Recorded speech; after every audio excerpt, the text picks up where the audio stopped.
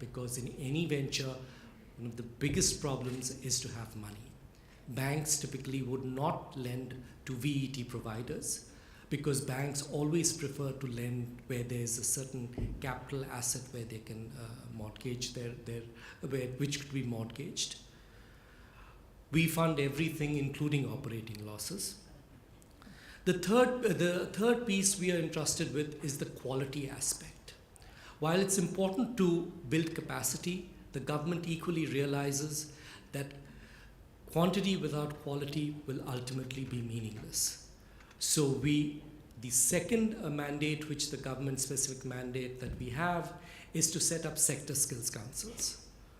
For those of you who are not familiar with sector skills councils, these are actually stakeholder bodies which are typically industry-led, would have training providers, content developers, assessors, certifying, government, trade unions, everybody who has a stake in quality, nuanced training to be a part of it. So we've had a fair amount of success. The key differentiator between the Indian Sector Skills Councils, what we are setting up, and what exists in, let's say, Australia, UK, or New Zealand, is that these are not going to be bodies which are going to be supported in perpetuity by the state or us. So these are bodies which are going to be, initially would have grants from us, but eventually would become self-sustainable like our VET projects. A quick thing about us, we will fund just about anybody and everybody. We will fund only 75% of the project cost, 25% in a VET project. I'm only talking about the VET project. It could be in terms of debt at a 1/3 of the interest cost which currently exists in India. And there is no special focus as far as NSTC. We will work with anybody, whether you are skilling school dropouts, engineering graduates, people below the poverty line, people who can afford it, just about, we are agnostic. We have a very strong, at the end of the day, we are working with public funds, so we have a very strong governance process, which is also very transparent. At the end of the day, everything boils down to numbers. Here's our scorecard within inverted brackets, so to speak of. We've approved 36 training organizations to be funded and 6 sector skills councils. 30 training organizations. The commitment, the initial corpus that was given to by the government to us was 200 odd million. Last budget we were given another 100 million, so we've already committed to 25 million. We do not fund anything over and above what we've already got in the bank. Out of that 225, we've only actually disbursed about 56 million because we have a milestone-based disbursement system. And the training capacity that will be created in about 4 to 5 years, when all the people we funded come to full steady state, would be 11 million. If you compare that to India's current capacity, it is 4.3 million. Just to give you an idea of the sort of people we are working with, it's logical, and our initial success was with people who are already in the training stroke education space. But of late, we've had a lot of success and traction with corporates for whom vocational training is not a core business. They've come into it because the only reason being is that they have huge manpower needs going forward, and they want to get a handle on the quality and quantity of people that they need. At the same time, they are not looking at it as a CSR or only as an in-company activity, but as a standalone, profitable business venture where they're going to service industry at large. One name which I'd like to take right now is an organization called the Future Group, which is one of the largest retail chains in India. We understand that vocational training needs to be accessible to every nook and corner of the country. We are conversant of the fact, and we will look to having, you need to reach out. Vocational training can't be, can't have few huge centers of excellence. So it really needs to percolate down to all of India. Opportunities. What I'd like to talk about is that before I come to the opportunities, you must understand what the problems that we face.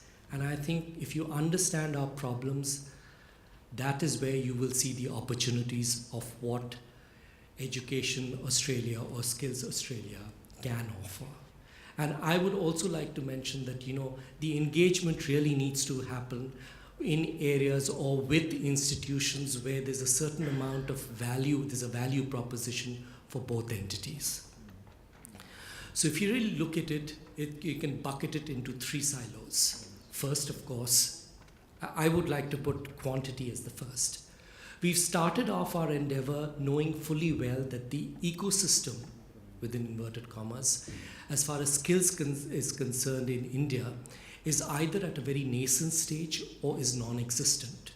However, the premise, as I was telling Mel earlier on this morning, is that we come from the thought process that good is not the enemy of excellent. So let's start off on our journey. While the qualifications framework, the standardization, the thing may not be there, the validation that we're looking for is from employers. One of our mantras that we have is that any proposal that we fund, 70% of the people have to get jobs. And if employers are willing to employ, we think at this point of time, the validation of the quality will be provided through that initial stages. Quality, as I said, quantity and quality will need to walk hand in hand. So within Australia, if you can help us in any way with the quality aspect, either directly with our VET providers or with the sector skills councils or with even some of the government providers. The government is changing. So even the government sector is open to overseas intervention on this. The last beat is really a macro issue, a government issue, but I'd still like to mention it in the passing, is that the NSDC, the Ministry of Human Resource Development, the Ministry of Labour and Employment, are all working towards an NVEQF and an NVQF, which is very critical because if you really look at it, and I think it was mentioned earlier on today, that skills is not considered aspirational in India. And one of the reasons is that there are no career pathways. This slide would be interesting to everybody who would want to engage with it. First of all, the potential. There's a very recent survey which has been done, which has come up with a staggering $20 billion opportunity in skills in India. I have a copy of this survey with me and I leave it behind with ACPED so it can be shared. There is a current capacity of 4.3 million, as I had mentioned, and it needs to be increased 8 times to deliver the government's mandate. There is a very few credible players, it's very fragmented, so there is a need for large organized players. It's a very unregulated area, which is very good in the sense. If you look at Indians today, what is India synonymous with? It's the IT services sector. And the IT industry, one thought is that it grew the way it grew was because it was unregulated. The last is that government is very comfortable with private players coming in and participating. They feel that this will only complement the government efforts. So we have no prescribed scheme. Whatever we think will deliver on the ground will work. We have an iterative, collaborative approach. We are very outcome focused, very, very focused on what the deliverables would be. And we would like the model to be as aggressively costed so that it can be affordable to the people who need it. That's it. Thank you very much.